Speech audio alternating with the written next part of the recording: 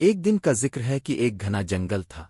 اس جنگل میں کئی جانور بستے تھے، مگر سب سے طاقتور اور خوفناک جانور شیر تھا۔ شیر کا نام بادشاہ خان تھا، اور واقعی وہ جنگل کا بادشاہ تھا۔ جب وہ دھاڑتا تو پورا جنگل کانپ جاتا۔ ہر جانور اس کے راستے سے ہٹ جاتا، کیونکہ سب کو اس کی طاقت کا اندازہ تھا۔ شیر دن بھر شکار کرتا اور پھر ایک درخت کے نیچے آرام کرتا۔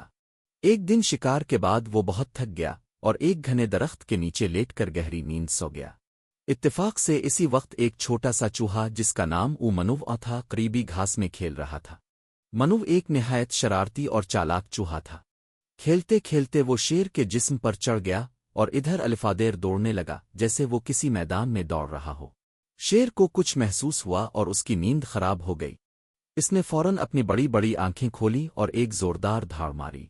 چوہا گھبرا کر رک گیا، لیکن اب بہت دیر ہو چکی تھی۔ شیر نے اپنی بڑی پنجہ منوف پر رکھا اور غروتی ہوئے کہا، اوئے ننھے چوہے، تاو نے میری نیند خراب کی، اب میں تجھے زندہ نہیں چھوڑوں گا۔ چوہا کانپتے ہوئے بولا، اے جنگل کے بادشاہ، مہربانی کریں مجھے معاف کر دیں۔ میں نے جان بوجھ کر آپ کی نیند خراب نہیں کی۔ میں وعدہ کرتا ہوں کہ کبھی دوبارہ ایسی غلطی نہیں کروں گا، اور ہو سکتا ہے کبھی میں آپ کے کام آ جاؤں۔ شیر زور زور سے ہنسنے لگا، ہا ہا ہا، تاو، میرے کام؟ تاو اتنا سا چوہا اور میرے جیسے بادشاہ کے کام آئے گا؟ یہ سن کر تو نیند بھی الفاڑ گئی، لیکن شیر کا دل بڑا تھا۔ اس نے چوہے کو چھوڑ دیا اور کہا، جا جا، چلا جا یہاں سے، اور آئندہ میرے قریب بھی مت آنا۔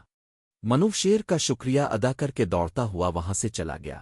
دن گزرتے گئے، جنگل میں امن تھا، مگر ایک دن کچھ شکاری جنگل میں آئے۔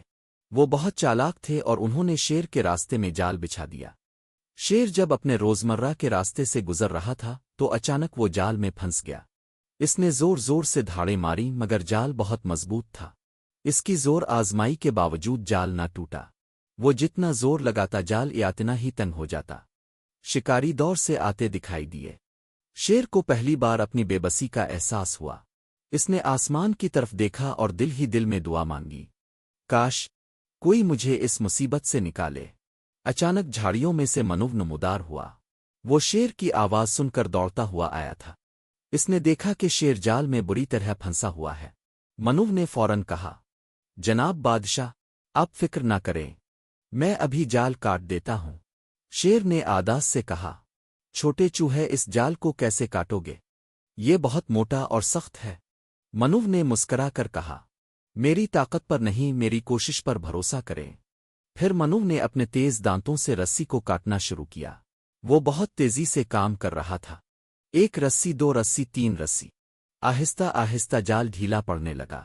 شیر حیرت سے چوہے کو دیکھ رہا تھا۔ وہ جو کبھی اس پر ہنسا تھا، آج اسی کے چھوٹے سے دانت اسے بچا رہے تھے۔ کئی منٹ کی محنت کے بعد منو نے جال کو اتنا کاٹ دیا کہ شیر باہر نکلنے میں کامیاب ہو گیا۔ شیر نے گہری سانس لی اور خوشی سے منو کو دیکھا۔ آنکھوں میں شکرگزاری کے آنسو تھے۔ منو، آج تاو نے میری جان بچائی۔ میں نے اس دن تمہاری بات پر ہنسی الفاڑی تھی، لیکن آج تم نے ثابت کر دیا کہ کوئی بھی چھوٹا بڑا نہیں ہوتا، اصل بات نیت اور جذبے کی ہوتی ہے۔ چوہا خوشی سے چہک اٹھا، شکریہ بادشاہ سلامت، میں تو صرف اپنی دوستی نبھا رہا تھا۔ اسی دن سے شیر اور چوہے کے درمیان ایک سچی دوستی شروع ہو گئی۔ شیر نے منو کو اپنا قریبی دوست بنا لیا۔ اب وہ جب شکار سے لوٹتا تو منو اس کا انتظار کر رہا ہوتا۔ دونوں ساتھ بیٹھتے باتیں کرتے اور شیر اسے اپنی کہانیاں سناتا۔